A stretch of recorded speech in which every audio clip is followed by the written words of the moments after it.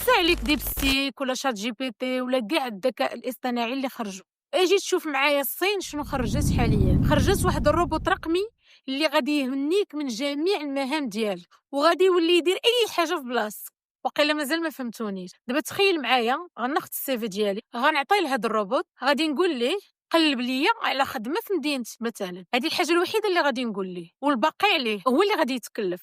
غادي يتصل بجميع الشركات اللي طالبين الخدمه فحال الستيل ديال البوست اللي حطيت انا في السيفي، غيدفع ليهم السيفي وغادي يتواصل معاه وغادي يدير كل شيء. وانا بطبيعه الحال غادي نستنى حتى يجيني لا دات ديال لونتروتيان اللي غادي ندوز. مثال اخر، مثلا بغيت نسافر لشي بلاد اخر لحظه وبغيت شي تيكي ديال شي طياره تكون رخيصه، بلاص ما غندخل وغنبقى نقلب في لي سيت وداكشي، غادي نعطيه هاد المعلومات هادو، غادي يدخل غيقلب ليا في جميع لي سيت ديال الطيران اللي كاينين وغيلقى ليا ارخص بيي وغيريزيرفي وغيجيبو حتى لعندك.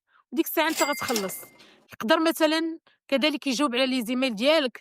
كنتي مثلا سافرتي لشي مدينه وبغيتي شي دار الكرا، هو غادي يقلب لك على دار الكرا وغادي يعطيها لك. وراه ماشي غير هادشي، تقدر تطلب ليه اكثر من 50 حاجه في دقه ويقدر يديرها. الموقع ها هو مكتوب على الشاشه حاليا، راهم دايرين فيه لائحه الانتظار. دخل وسجل الايميل ديالك وسينهم. اون فوا غادي يتحل السيت، غتكون انت من السباقين اللي غيستافد من هذه الخدمه ديال هذا الروبوت الرقمي. الى عجبك الموقع خلي لي موتة في التعاليق وانا غنصيفطو لك في الخاص.